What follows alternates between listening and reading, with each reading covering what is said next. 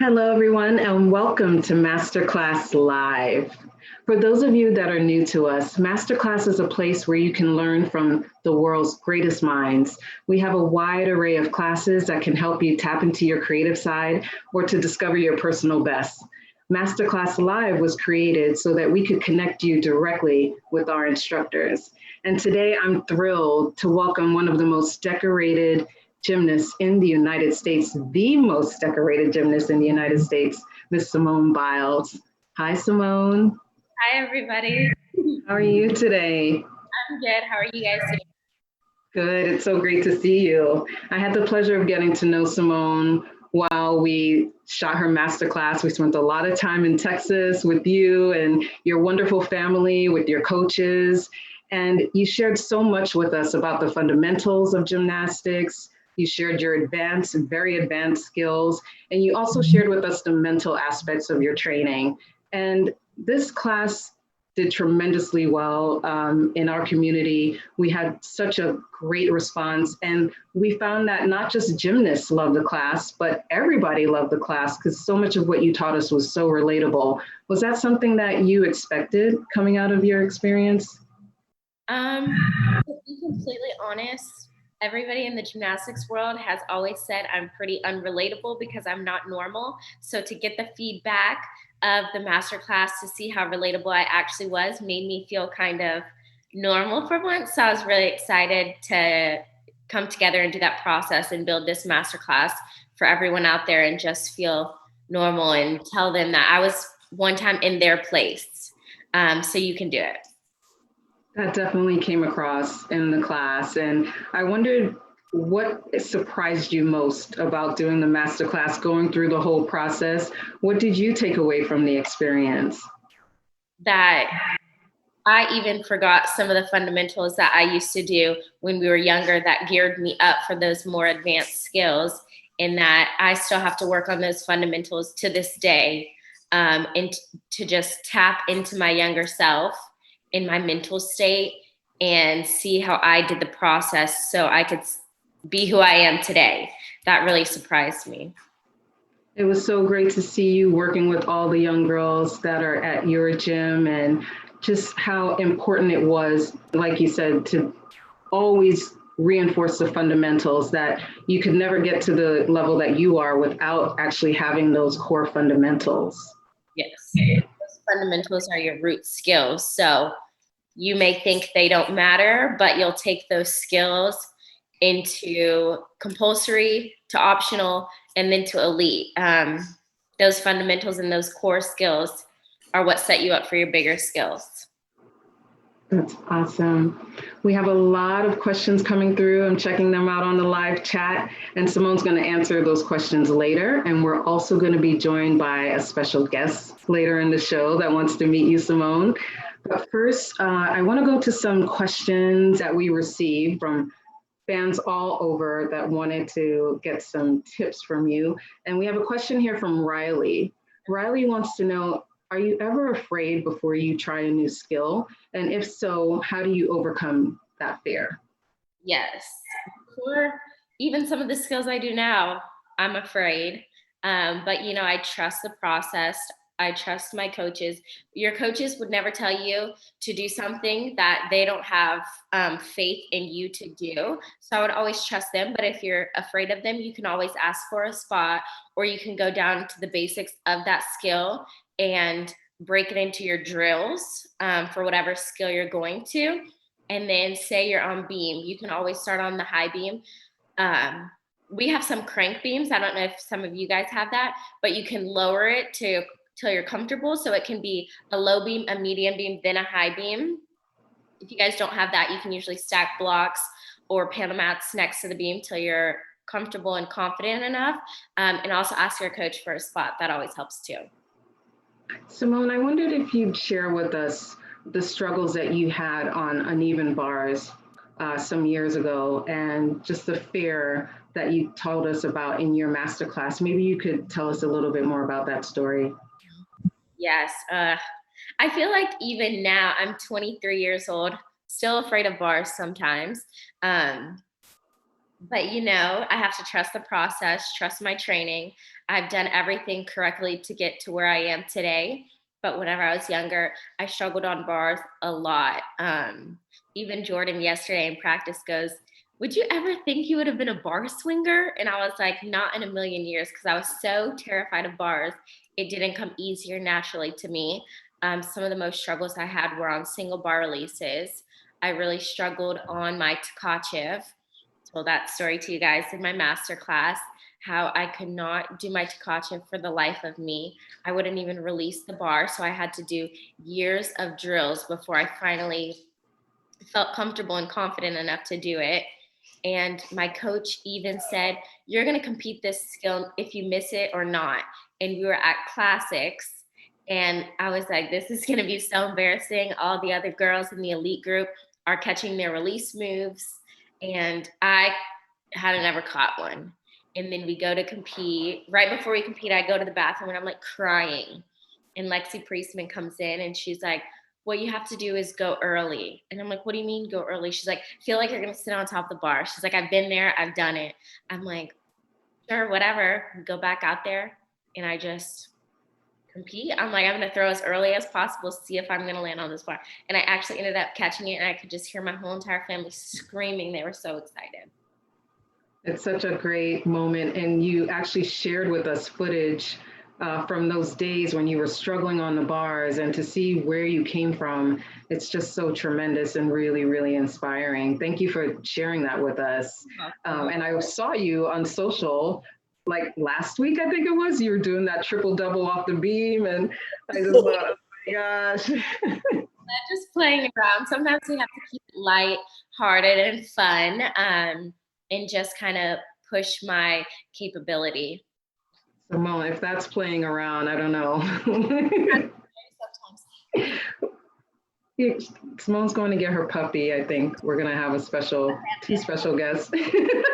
We have a question from Martin, and Martin wants to know, what are some of the exercises you like to do to improve your flexibility? Flexibility does not come naturally. So I have to work on it a lot. But what me and my team do with our coaches, we do a lot of oversplits. So it's either on a block or Panamats or something a little bit higher than the ground. You work on your splits. We do that, or sometimes on the bars, we do different hangs for shoulder exercises. I mean, we do a lot of things. Sometimes we'll tie bungees to our feet and do kicks so that we get the active motion, so that once you take the bungee off, you'll feel a little bit lighter and hopefully you'll feel a better stretch. But we usually stretch 10 minutes in the morning and then in the afternoon as soon as we finish practice. Simone, I love this question. It's from Marie. She wants to know if you can describe to us what it feels like to be suspended in the air. That is such a hard question to answer, and the only thing I can relate it to is flying, but I've never really flown, so it's kind of crazy. I've never skydived or anything, but it's a very controlled, free falling type of feeling. Because it does feel like I'm flying, but I'm in total control. But it's really exciting. It's exhilarating. Sometimes it doesn't feel real. I kind of feel like a superhero sometimes. And I even wonder how I do some of the flips. I'll watch a video back and I'm like, I really don't know how I did that. It's just kind of crazy sometimes. Amazing, Simone. We have another question. This question is from Ashley, and she wants to know, what is the biggest lesson that you've learned from gymnastics? Probably perseverance, to never give up. You'll have a lot of setbacks in any sport that you guys may do out there, but it's important to never give up on your dreams. Because on those tough days, that's when you guys want to quit, but that's when you have to get in there and give it your all and overcome some of those fears, over those doubts. And I feel like mentality plays a huge part in every athlete's lives. And that's why you sometimes feel down or you want to quit, or you feel on top of the world and you're like, I can do this. I'm going to be really great. So I feel like mentality is a huge thing, but I don't know. I think if you have fun in your sport, then that's when you succeed the most and you make the best memories. Simone, you kind of touched on this in that answer, but Julie is asking if you ever wanted to give up. And if so, when was that and how did you keep going? Yes, so I have wanted to give up, of course, on the bad days, never on the good days. So if you ever want to quit, quit on a good day, because that will really test if you actually want to quit and give up. Obviously, when you're struggling, it's not fun, but it kind of is part of the process. There will never be no bumps in the road, any route you go on, whether that's job, sports, school. You'll always have struggles. It's just the way of life, unfortunately. But I have wanted to give up. I have wanted to quit. It's really hard, but then I write down all the reasons as to why I'm doing it and why I fell in love and started the sport. And that always helps and calms me down, because usually you're in a state of mind of, I failed, I'm going to give up, rather than just, hey, I can do this. Because that's when you usually want to give up. So that's always helped me. But being younger in the sport, sometimes now it's hard. I want to give up. I'm on the international stage a lot, and it's not easy to do what we do. And I feel like we make it look easy because it's our job. But at the end of the day, sometimes we do cry in the gym. We do have hard times. We don't hit all of our routines because you don't see all of them. So I feel like that's the hardest part.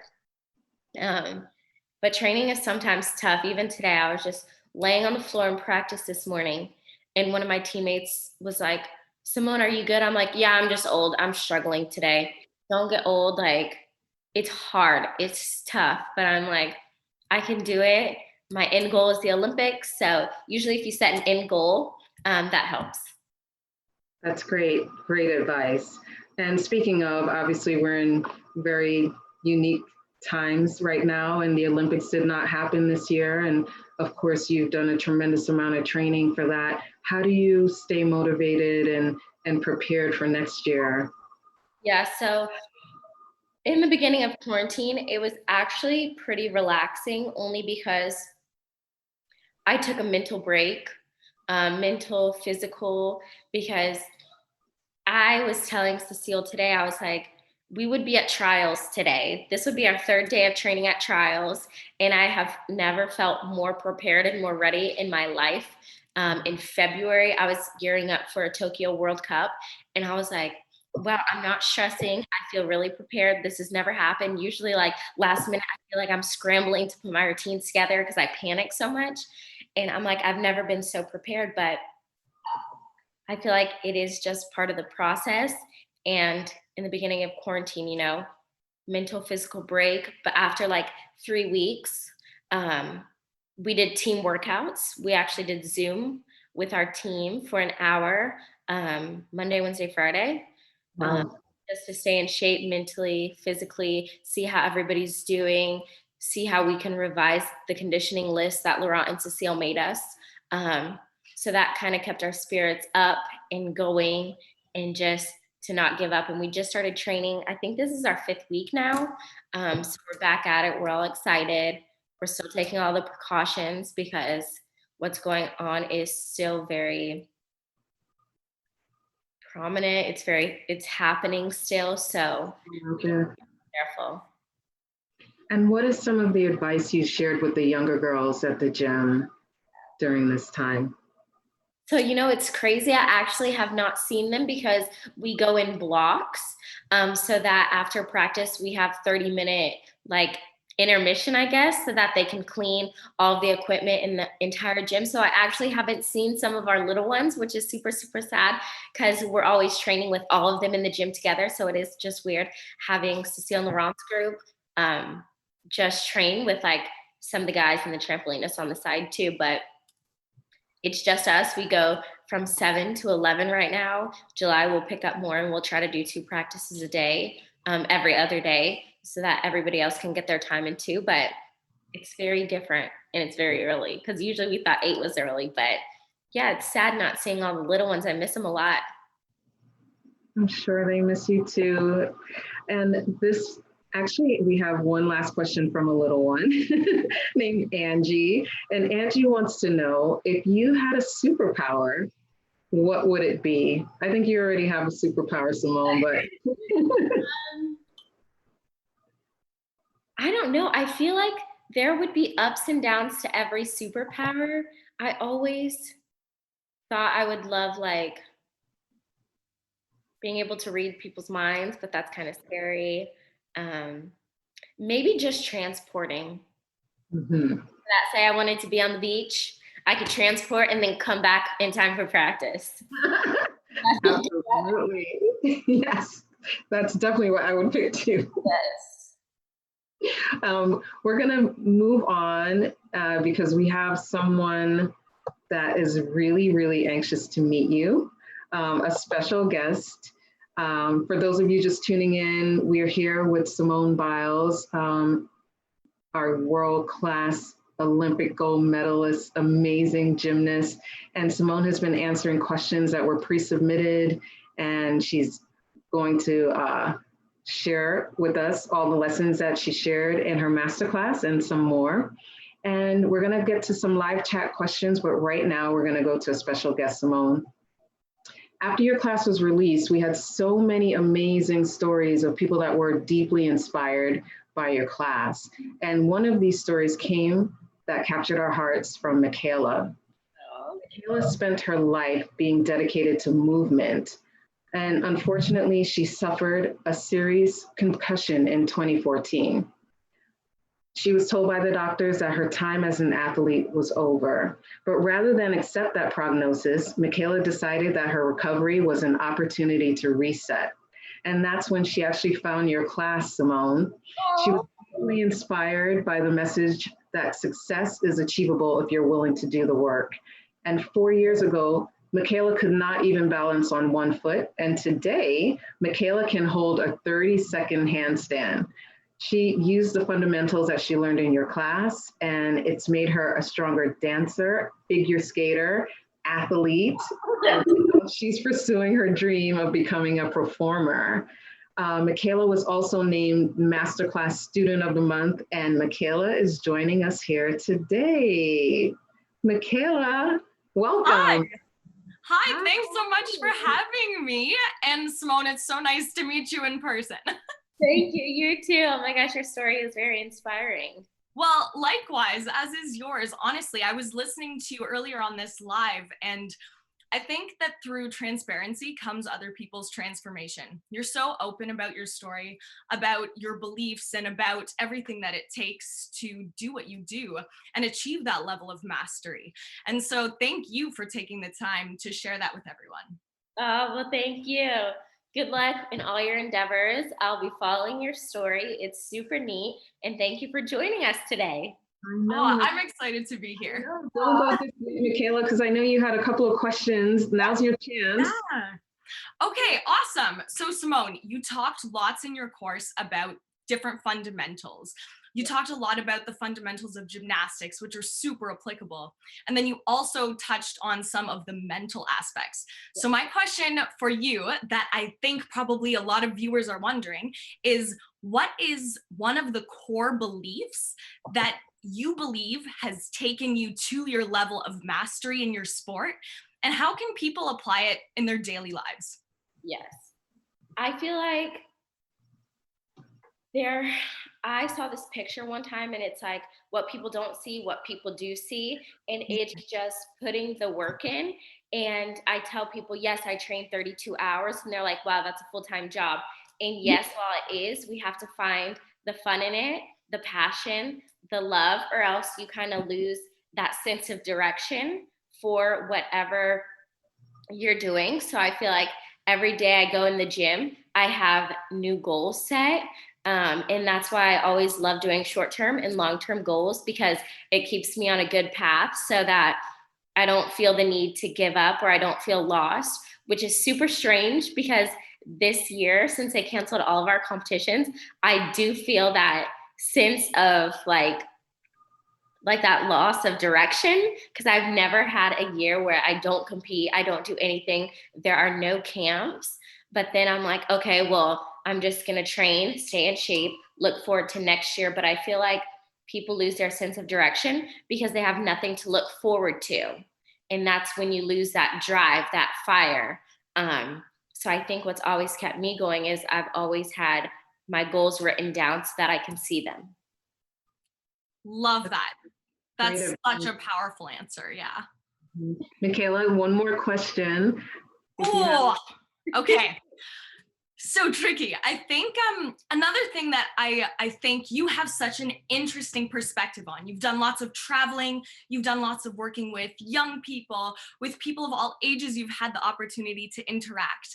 And so I suppose another question would be, you have traveled on this international scale, and right now, everything that's going on in the world, what do you feel is that one thing that really connects us as humans and really brings everyone together? Right now, I think what brings everybody together is sports. And I feel like that's what everybody's missing because they don't realize how much of an impact sports has on their lives, whether they're the athletes or the viewers. And now without those sports, everyone's like lost, but it also gives them another way for them to tap into who we are as people and follow our social media and see as not just as athletes, but as normal humans. Because I feel like at the end of the day, they just think we're athletes, but we do have families, we have pets, we have hobbies, we're real people outside of our sports. So I think this has given them a chance to find out who we really are. Love that. It's so powerful. And you talk about sports being something that connects people. It's true.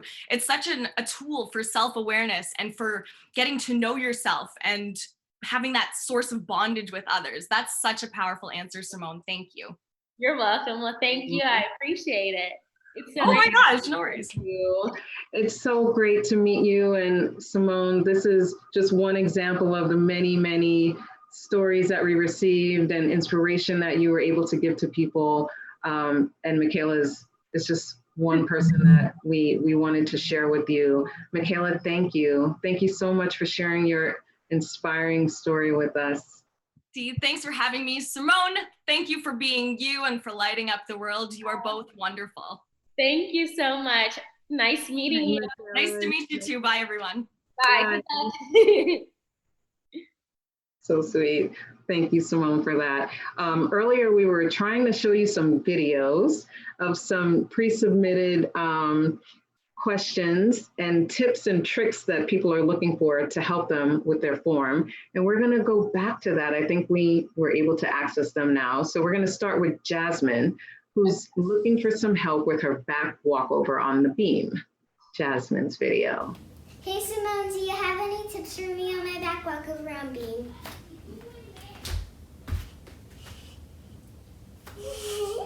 Usually it starts with your pressure. Extend your arms all the way. And as long as you kick right over the top, just like in a split, once you square your hips, then once you go right over the top, you find you won't be as shaky. So as long as you square your hips off. Awesome. We're going to see a video now from Sophia. And Sophia is working on her standing full. Let's see what it looks like. Let's see. I'm Sophia and I'm working on my standing full, and it leans back and it's keeping me from going to the floor, and I've tried drills and gone back to the beginning, but no matter what anyone says, it does not work.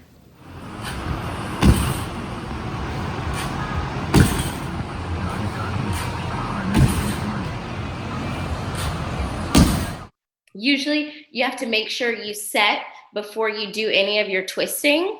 And that will usually help you spot the ground. Most people want to turn right off the ground because they're anxious about the twist, but make sure you set first and then you twist. Perfect.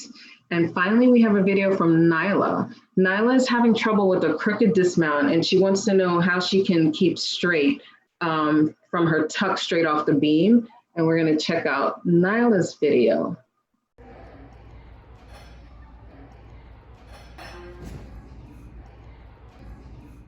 So again, I would say it's very similar to the back walkover on the beam or wherever you're doing it. Make sure your hips are square so that you don't get thrown off, and make sure your shoulders are square too once you leave the bar, the beam, the floor, just so that you stay square. But it is a little bit normal to shift to the left or the right in the beginning, whether you're a lefty or righty, or if you twist left or right.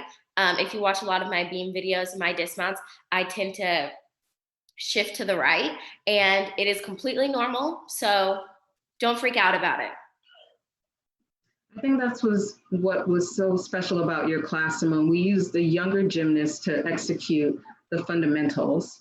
And we actually left in the class a lot of wobbly, what you would think would be mistakes, just so you were able to explain to us, if you make the slight shift in anything, whether it's your elbows or your posture or your toes, the slightest shift could change the outcome of whatever it is you're doing.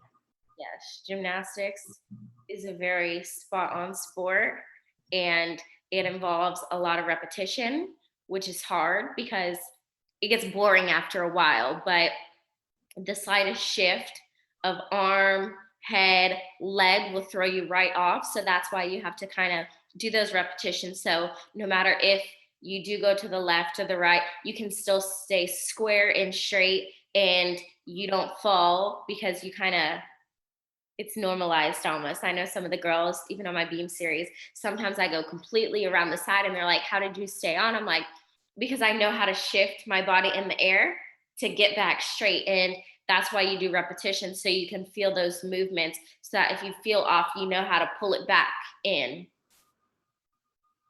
Awesome, Simone, thank you. We have those 3 videos, and now we're gonna just move on to some of the live chat questions, because there are tons of them coming in. And so let's take this one from Danielle. Danielle wants to know, I know the answer to this, who are some of your biggest gymnastics role models? Some of my biggest gymnastics role models, my absolute favorite gymnast was Alicia Sacramone. She had the power, she had the elegance, she was a beautiful gymnast. And she used to be one of my favorites because she never had to do bars, and I swore I was never gonna be a bar worker. I am now.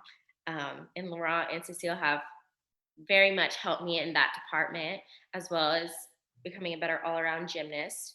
So I'm very thankful for them. But some of my other favorites were Shawn Johnson, Nastia Lukin, Ali Raisman, because they're all unique and different, but they had power, they had the grace, and they were great gymnasts. Thank you, Simone. We're going to take a question here from Charles. Charles wants to know, what are some of the things you do to prepare for a competition?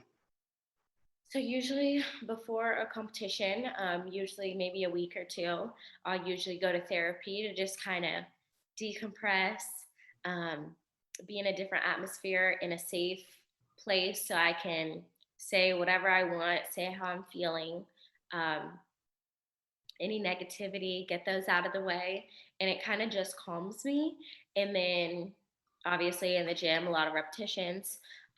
Sometimes we do like an in-home meet to prepare for that. And then right before the meet, we do have practice in the morning. And I don't think people realize that, because we compete at like 7 to 10 p.m., but we do practice in the morning for about 2.5 hours to go over all of the events. And then after that, I like to eat a good lunch, some salad, some chicken, a banana right before I go, just so I don't cramp. And then take a nap and just get ready, listen to music. And that's how I get ready for a competition. I know you also love to listen to music. Do you make that a part of your pre-competition ritual? Yes, because if I don't listen to music, I'll just get in my head and I'll start to think about my routines and overthink them. And I'm a gymnast that kind of needs to be distracted in a way, because if I start to overthink, then you can see that in my gymnastics. Some people are really good and they just have to focus on their routines. But if I think too much, then I psych myself out. And I'm like, oh my gosh, I haven't done this. I haven't messed up on this. Now I'm going to mess up on it. And so I just kind of like to distract myself and use music to calm me down, whether it's before the competition or in the arena. Well, I think people might be surprised to hear that you still get nervous. I know I was surprised to hear that. tell us a little bit more about, there was something that I always remember from your class, you shared that if you're not nervous and you're not getting those butterflies, then something is wrong. Yes, most definitely. I still get nervous before every competition, before every event. And it usually typically happens more on floor. I'm like so nervous on floor. I'm so nervous on vault because I know what I'm capable of. Not just on those events, but for all of them. But everybody expects me to be like a great floor worker. So I get really nervous because I don't want to let anybody down. So I feel like people project their expectations on me. And although I try not to listen to it and I try to shut it out, it does get hard at the end of the day because I don't want to let anybody down or disappoint anybody. I just am out there and I just want to make people happy with my gymnastics and bring them joy by them watching me. So great, you definitely do that. A couple more questions here. Aubriana, you talked about this a little bit earlier, but I think it's worth repeating. How do you push through on those rough days at the gym? Mm-hmm. I look at the reasons why I'm doing it, why I started. I look at the goals that I have ahead, and they kind of remind me to not give up. Because if I did, then I won't be able to achieve those goals that I have written down. So usually I have short-term and long-term. So long-term would be like 8 to 12 months. And then short-term would be like 1 to 8 months. Because our seasons are typically long. We kind of have 2 competitive seasons, one from like February to April-ish. And then we have another one usually from like May, June, all the way to October. And I don't think people realize that either. We kind of have 2 seasons. Simone, you talked to us in your class about journaling when you were younger. And I wonder if that's something you still do, or is that something that you recommend that younger gymnasts do? Yes, I do recommend journaling because it's a safe spot. You can put it in your dresser, your drawer, your backpack, or wherever that may be. But you kind of put your thoughts onto paper, however you're feeling, or your goals, or whatever you want to do. And in the gym, our coach actually used to make everybody had a journal, and we'd keep it in our locker. And at the end of the day, we'd write how we thought workout went. And one day I tapped into it, and I was maybe level 8 or 9, and I was like, today was really bad. I didn't do my vault. I didn't do this. And I'm like, ooh, girl, you were having struggles that day, but it's all normal. And then another day was like, I started working on Takaches. I'm really excited for this skill. Or like college coaches came, and it kind of is just really neat to see your perspective at that age and what you were working on and the skills that you wanted to get.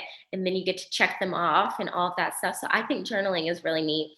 Now, I kind of keep my thoughts to myself because if people probably read what I wrote after a practice, I have a problem because I'm older and I expect a lot more from myself.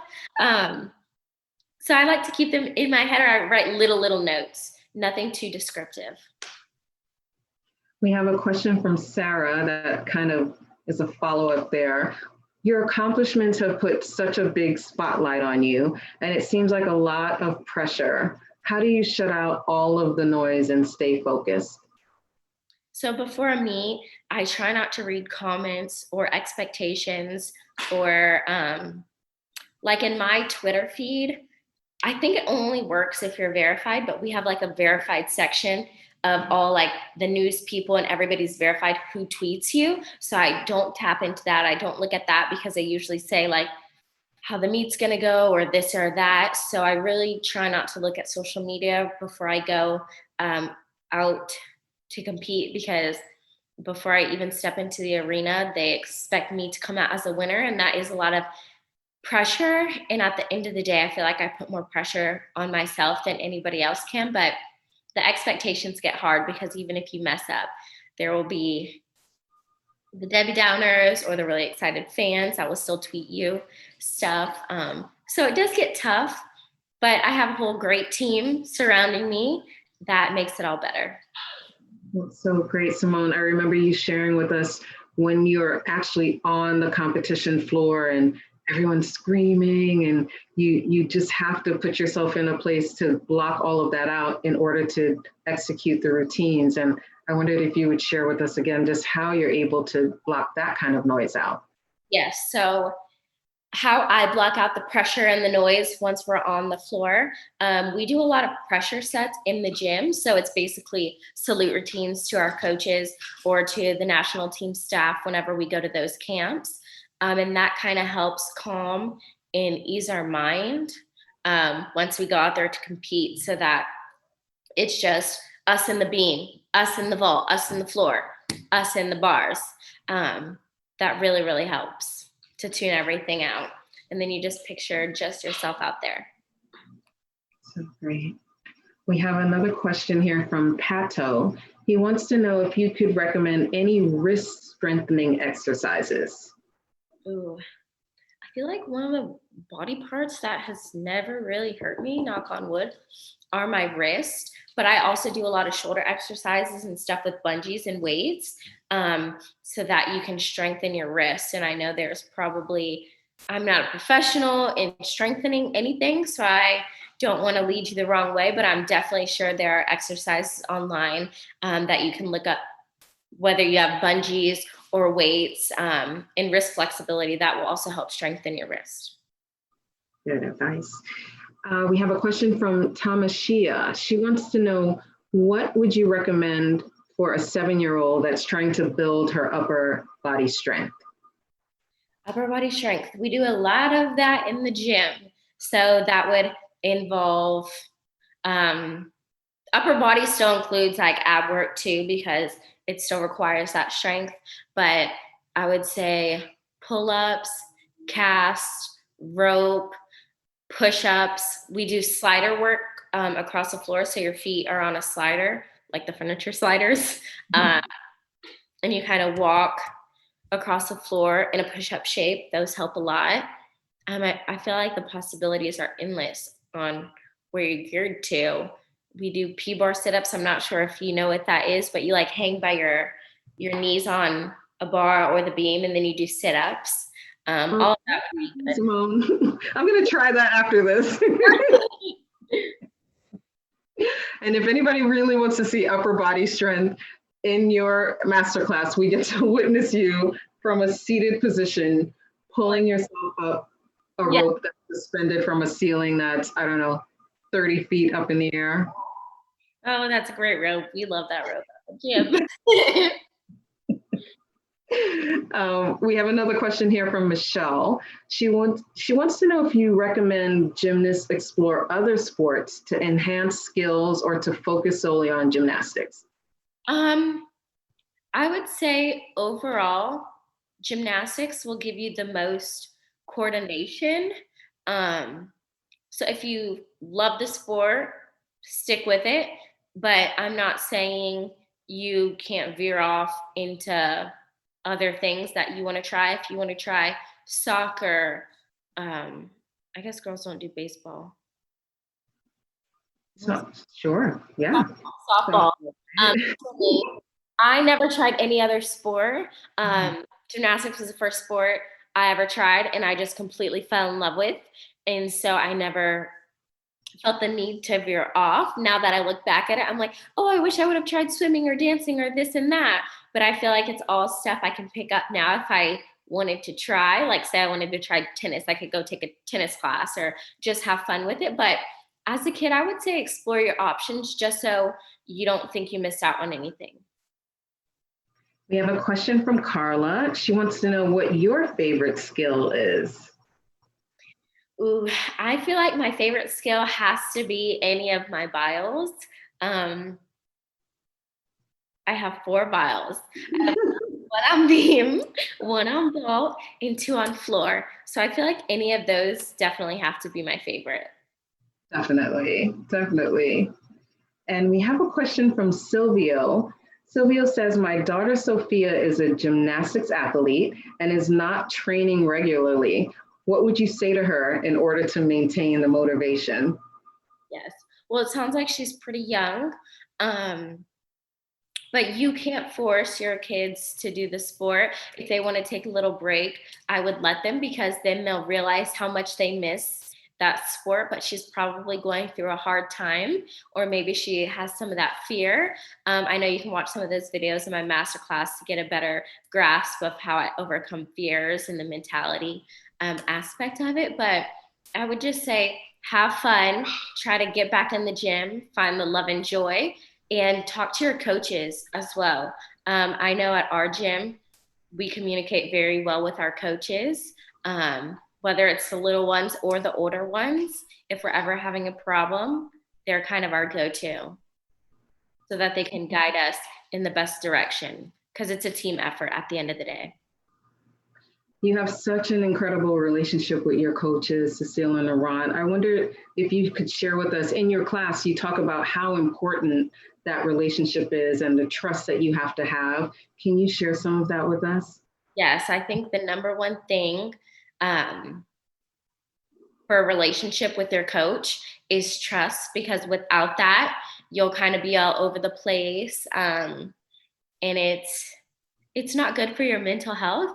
So for me, I found coaches that I had known and that I felt confident and comfortable with. And we kind of gained that trust over the years. And now I feel like I can talk to them about anything, whether it's gym related or non-gym related. But in the gym, they trust me, I trust them. And that's why once we go out, we're a really good team. And I'm very successful whenever I go to competitions, because we do have that trust in each other, because I trust that they're going to get me prepared for all of the meets and we're preparing the correct way, as safe as possible. And they trust me that I'm going to listen to their direction and coaching skills and ability. And that's what makes us the best team. That's great, Simone. I have a question here from Brooke. Brooke says, I'm a level 4 and I'm working on my round off back handspring and back tuck. Do you have any tips for getting that height? Yes, getting that height. I don't know if you guys have an air track or a tumble strip, but sometimes what we do, you can do it on the strip or the floor, but you set up an 8-incher and then a cheese mat on top of it. Or maybe you're probably really little. So I would start off with one 8-incher and one cheese mat, and you do round off back handspring, and then you rebound up, and then you roll backwards. So you get that height going up before you start your back tuck. And then once obviously you take those, that drill away, then you'll gain the height on your flip. Awesome. You did a lot of like trampoline work too. Is that something that you use for height? Yeah, sometimes we use trampoline for air awareness and twisting, just so you can get that height and you feel what you're doing in the air before you take it to the strip and then you take it to the floor. So trampoline is also really good so that you feel that air awareness exactly where you are in the air. Great. We'll take this question from Laura. Laura wants to know, what do you recommend for leg work to make your legs stronger, Simone? Your legs are pretty powerful. Like, I think a lot of that is natural, but what kind of leg work do you do?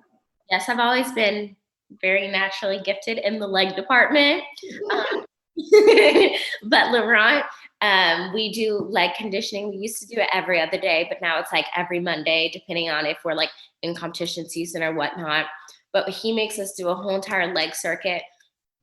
So we have a panel mat. We'll start with like back tucks, front tucks, back pikes up to it. We have about 6 or 7 like blocks or panel mats across the floor, and we have to jump over them and do like front tucks at the end into a jump, so that we work on the connections for the floor passes. Then we set up like 2 big blocks and we jump, straddle, jump, straddle, jump, straddle. We do like these one-legged jumps where you stand with your foot in like an arabesque, and then you do like a jump and bend 20 times, and then on the other leg, and then you kind of do the stair climbers onto it too. Squat jump, squash. I hate squat jumps, but we do squat jumps, and those are definitely not my favorite. And yes, I do cheat because I don't like them, but don't tell anybody I said that. No one's listening. Squat jumps are not my favorite, but we do a lot of squat jumps. That's great. This is an interesting question from a mom. Anita Marie says that her daughter used to do gymnastics and she stopped, and now she wants to start back up again. What skill would you recommend that she start with? Yeah, usually whatever gym you go to, they'll point you in the best direction, whether that's starting off at rec if she doesn't want to join straight to team because that is pretty time consuming. So they would either recommend her to start in the rec classes that they have, or if she does want to do it more during the week, then they'll probably put her onto the team. And then you'll tell them her skill set so they can best direct you on what level. Perfect. But just go for it. Have fun. Call. Simone, I think we'll take one more question, and this is from Dave. I love this question. What is your favorite memory from one of your many, many meets? Like just something really memorable that you can share with us. Obviously, the Olympics Games has to be number one. Those are things that I'll never ever forget. But besides the Olympic Games, one of my favorite memories and probably scariest and most intimidating would be 2013 Worlds. All because I felt very out of place. I was with Olympians, I was with world champions. It was my first rodeo. I was really nervous, really scared, but I was like, at this point, I really have nothing to lose. Like nobody knows who I am. I'm kind of just free balling it, representing the country, having fun. And I ended up doing really well, won the all around, got in all of the event finals, which I never thought would happen either. And that's when I kind of had my big international debut. And so that was really exciting for me because I always dreamed of going to a world championship once I started elite gymnastics. And then it kind of just evolved from there. But everybody asks, did you always want to go to the Olympics? Did you always want to be an elite gymnast? Whenever I started off in gymnastics, I actually never wanted to go to the Olympics. I never wanted to do elite gymnastics. Every kid always says they wanted to go to the Olympics, so I just said it to fit in. But what I really wanted to do was get a college scholarship, and I got that committed to UCLA. And then I was kind of like, I kind of want to challenge myself and try elite. And that's kind of how that sprouted, which is really, really crazy. It's really, really crazy to go from, I just want a college scholarship to be the most decorated gymnast ever. That's all. Olympic run try. That's crazy. But I think, that's something that you also shared with us in the class. Like it was such a big decision for you to make that leap. And I'd love for you to share that like as a closing here for us, just trusting yourself and taking those leaps of faith. Yes. So it was a very difficult decision because I knew how much time it would consume. And I also knew at the end of the day, with all the gymnasts in the entire US, only 5 would make it. So your chances are very slim. And I knew how good the US was. So I knew that I had to step it up a notch so that Marta felt I was needed on that team and I earned that place and I was trustworthy because once you go out there, you get one shot. That's it for gymnastics. Unfortunately, we only get one try. And that's the hard part. So you have to be on in that time. There are no redos. And so I would just say dream big and then dream bigger because you never know where life will take you or what can happen or what you're capable of. So dream big and then dream bigger. Simone, thank you so much. That's advice that anybody can take and apply it to whatever it is that they're passionate about. And we just want to thank you so much for being with us today, for sharing with us the way that you have tonight and in your class. And we are going to tune in next week to see who's up next. But please stay safe, everyone. Thank you again, Simone. And we'll see you all next time on MasterClass Live. You're welcome. Thank you guys so much. Thanks for tuning in. Have a great rest of the week and weekend. Thank you. You're welcome.